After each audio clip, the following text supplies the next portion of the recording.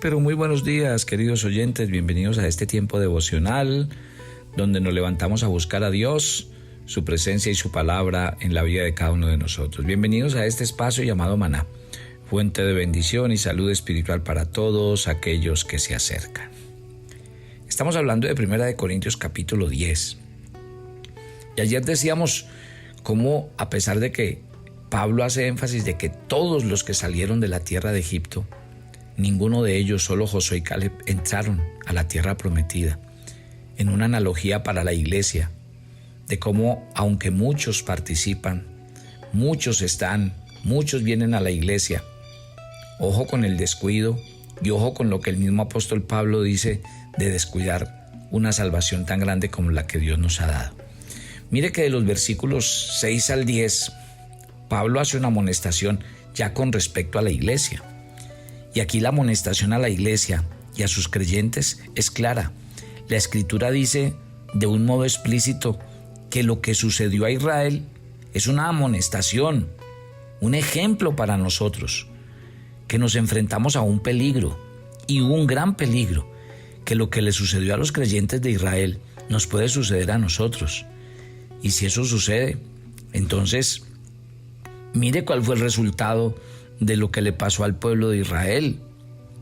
Resulta crucial saber entonces qué provocó que los creyentes de Israel fueran destruidos e impidió que entraran a la tierra prometida. Aquí nos habla de varios pecados. Empecemos, dice que en este versículo, desde el versículo 6 en adelante, que no debemos codiciar cosas malas como ellos codiciaron y anhelaron los manjares de la tierra de Egipto. Como resultado de la codicia, se esparció una plaga entre las personas y mató a muchas de ellas. De hecho, tanto murieron que el lugar recibió el nombre de la tumba de los codiciosos y aparece en Números capítulo 11, versículo 34. Cuando la Biblia habla de la codicia de los creyentes, es una fuerte amonestación para nosotros, donde dice, no debemos codiciar cosas malas, placeres mundanos. Acuérdese de Marcos, en el capítulo 4, en el verso 19. Pero los afanes de este siglo y el engaño de las riquezas y las codicias de otras cosas entran y ahogan la palabra y se hace infructuosa. Porque hay muchos cristianos que hoy día, aunque aman a Dios, quieren servirle, aman la iglesia, pero se distraen por esta sencilla razón. Efesios 2:3 dice, entre los cuales también todos nosotros vivimos en otro tiempo, en los deseos de nuestra carne, haciendo la voluntad de nuestra carne y de nuestros pensamientos, y éramos por naturaleza hijos de ira, lo mismo que los demás. ¿Cuál fue el segundo pecado? El pecado de la idolatría. Cuando Moisés se encontraba en el monte Sinaí, ellos recibieron la ley y el pueblo se inquietó esperando la palabra de Dios. Por consiguiente, decidieron crear una propia forma de adoración y está en Éxodo capítulo 32. El pueblo, dice la Biblia, ese día se levantó su propio Dios y dice Éxodo 32:5, y viendo esto Aarón edificó un altar delante del becerro. Preparó a Aarón y dijo, mañana será fiesta para Jehová. Tremendo, ¿no? Debe tenerse en cuenta lo siguiente. La imagen del becerro de oro era solo para ayudarles a imaginarse a Dios. Ellos sintieron la necesidad de alguna imagen que los ayudara en su adoración al Señor. Y note la referencia, cómo dice que se sentaron a comer, a beber y a regocijarse. Una conducta como esa con frecuencia viene acompañada la idolatría y la adoración a un Dios hecho por uno mismo y creado por la propia mente de la persona. Y este era el peligro al que se estaban enfrentando los corintios. Y por eso Pablo les dice que si participaban en las reuniones sociales de los incrédulos, podían caer en ese pecado. Que si la reunión se celebraba en el templo o en las casas de los incrédulos, era probable que cayeran en las mismas conductas idólatras de los incrédulos. Dice la Biblia en 1 de Juan 5:21, hijitos, guardaos de los ídolos. Dice Deuteronomio 11:16, guardaos pues que vuestro corazón no se infatúe y os apartéis y sirváis a dioses ajenos y os inclinéis a ellos. Y me llama poderosamente la atención esto. Ojo en el error y en los errores en los que el diablo nos mete. Usted está tratando con el padre de la mentira. Y hay gente que dice que no, que es que lo que yo hago no es malo porque yo estoy pensando en Dios, estoy pensando en hacer lo bueno. No, es que para eso la Biblia dice no hagas esto, no hagas aquello y no te metas en esto. No es que yo lo voy a hacer pero de esta manera, no es que yo lo hago pero pensando en otra cosa. No se deje engañar del maligno. Israel pensaba que no estaba idolatrando porque habían hecho un ídolo, pero pensando en Dios. Imagínense cómo puede ser el corazón del hombre engañado. Así que tenga mucho cuidado, porque usted está tratando con el padre de la mentira. Y cuando usted menos piensa, el padre de la mentira lo pone a hacer cosas que cuando menos piensa está completamente embolatado, completamente perdido. Entonces hay gente que dice que no, que es que yo no creo en los ídolos, yo no los adoro. Esas son cosas que uno las ve como una fotico así, muy bonita, y resulta que no. Y mentiras, terminamos haciendo otra cosa. El tercer pecado, el pecado de la fornicación, de la inmoralidad. Y este era un pecado burdo de algunos de los creyentes de Israel. Mire, dice la Biblia, y mire ese dato tan tremendo, alrededor de 20,000 de ellos cometieron fornicación con sus prójimos y en consecuencia fueron juzgados y condenados a destrucción. Les prohibieron la entrada a la tierra prometida. Tremendo, ¿no? Dice la Biblia en Romanos 1:27, de igual modo también los hombres, dejando el uso natural de la mujer, se encendieron en sus lascivias unos con otros, cometiendo hechos vergonzosos hombres con hombres y recibiendo en sí mismos la retribución debida a su extravío. El cuarto pecado que cometió Israel y que le impidió entrar a la tierra prometida, y de lo que Pablo está advirtiendo a la iglesia, no solamente de Corintios, sino a la iglesia de hoy, estaba en el pecado de tentar al Señor. La palabra tentar quiere decir poner a prueba la paciencia del Señor, ver hasta dónde puede llegar una persona, probar la paciencia de Cristo. Los creyentes de Israel con frecuencia creían en Dios y en su líder Moisés, pero demandaban y pedían demasiado. Con frecuencia anhelaban cosas que la carne les pedía y les demandaba y querían volver a Egipto. Estaban descontentos todo el tiempo con lo que Dios les daba, anhelaban regresar a su vida antigua. Por consiguiente, la Biblia dice que muchos de ellos perecieron en el desierto y no se les permitió entrar a la tierra prometida. El siguiente pecado era el pecado de la murmuración, el pecado de quejarse, de vivir a toda hora criticando.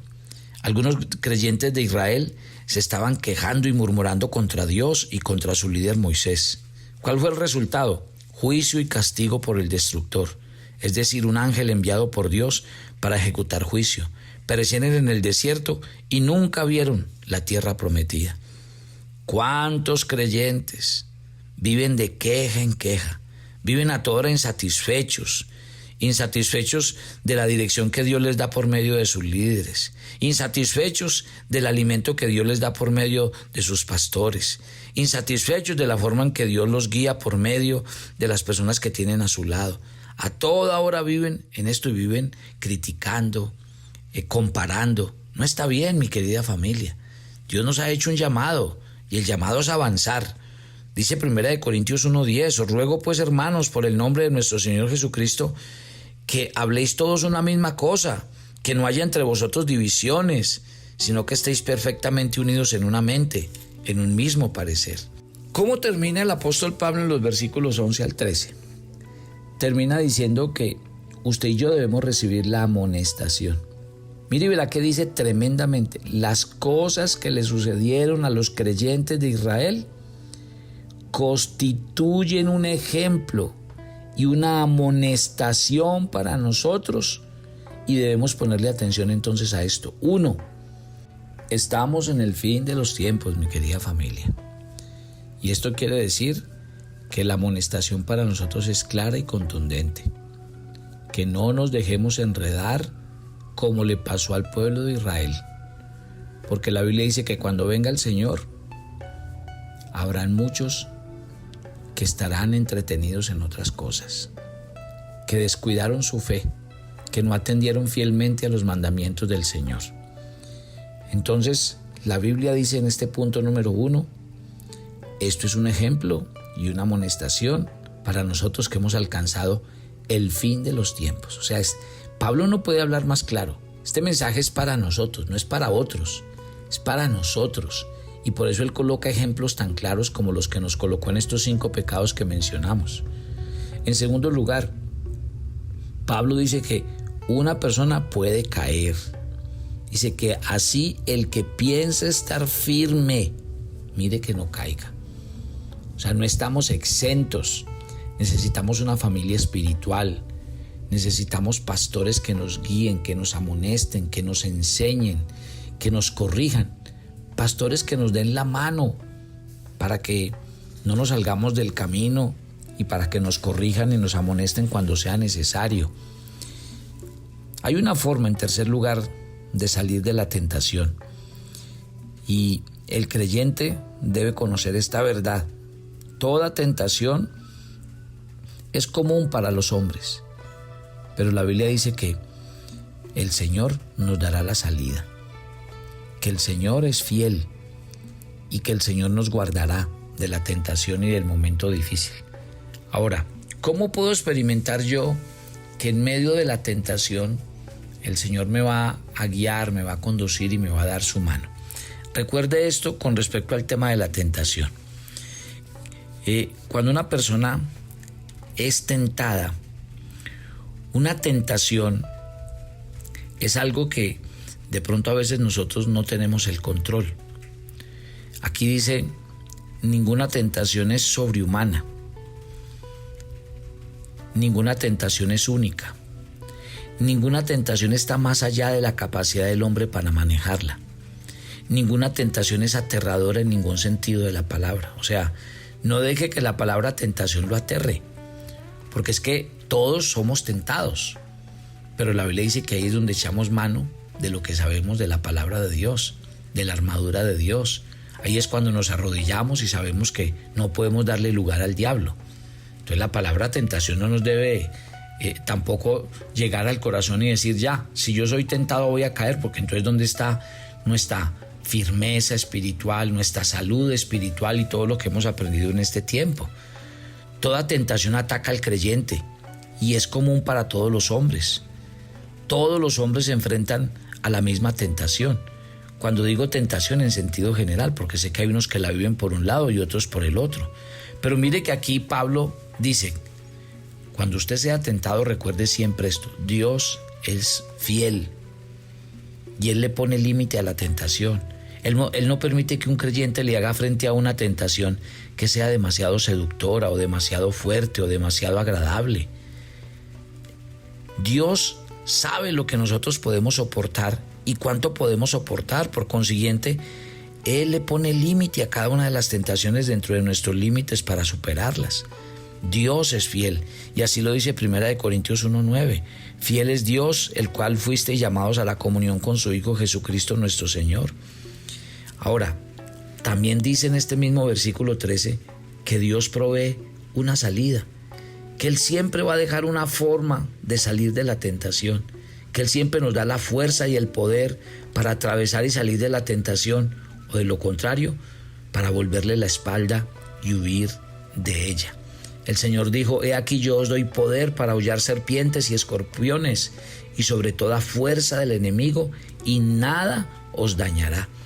Romanos 16 dice que el Dios de paz aplastará en breve a Satanás bajo vuestros pies. La gracia de nuestro Señor Jesucristo sea sobre todos vosotros. Entonces, yo espero que el devocional de ayer y el de hoy, basados en los primeros 13 versículos de 1 Corintios 10, nos dejen claro y nos dejen una amonestación supremamente clara para nosotros.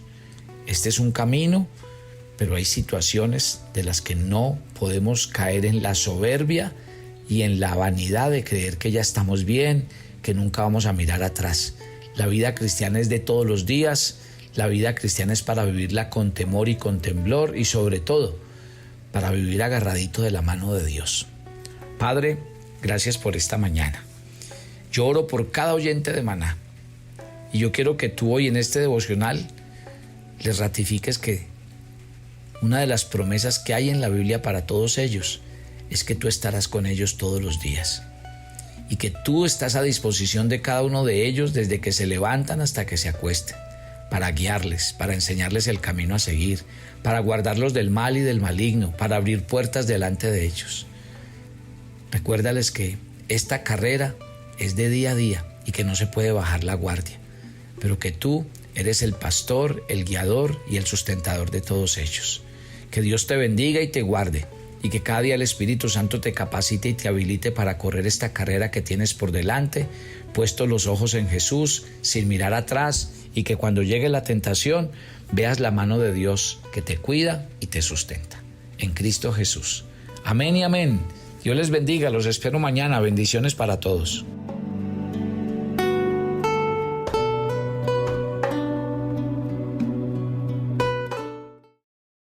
¿Quieres enterarte de nuestros temas, reuniones y devocionales? Suscríbete a nuestro canal de YouTube Devocional Maná y da clic en la campanita de cualquiera de nuestros videos para activar el recordatorio. El maná era diario. Se recogía muy temprano en la mañana. Cada uno recogía según su necesidad y se recogía por familias. Pero muy buenos días. Bienvenidos a este tiempo devocional donde nos levantamos a buscar a Dios, su presencia y su palabra en la vida de cada uno de nosotros. Maná, el alimento espiritual diario que no puede faltar en nuestras vidas. Conduce Carlos Ríos.